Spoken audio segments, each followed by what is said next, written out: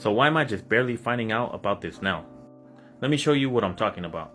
So we all know what this website is, right? Canva.com. It's a website where you can create all types of different images for different social media platforms. So let's say I wanted to create a YouTube thumbnail.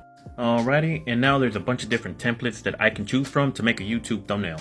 But I'm gonna start from scratch. Alright, now I got my blank canvas, but here's where the magic happens. So if I go to the left and click on this section that says apps, it's gonna pull up this menu right here.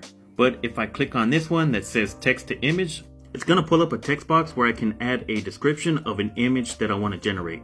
So let me type in something random and see what it generates. Alright, so this is what I typed in, so let me hit enter and see what it generates. Just give it a few seconds. And these are the results. So this one right here looks the closest to what I typed in, but there's no shark in the picture.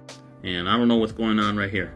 But there's also different styles that I can have this image generated in. So if I click on photo and I hit enter again, and I just wait for it to do its magic, it gives me these results, which is not what I was looking for. So let me try something else.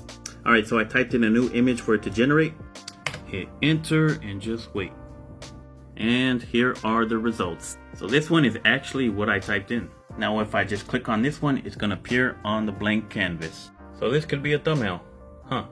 So I actually just learned this from a training program that I went through. And this actually shows people how to use AI to help them in their business. But it actually teaches a lot more than that. It teaches people how to start earning with digital marketing and how to create a personal brand. So if you want to start earning online even as a complete beginner, make sure to follow me and also leave a comment.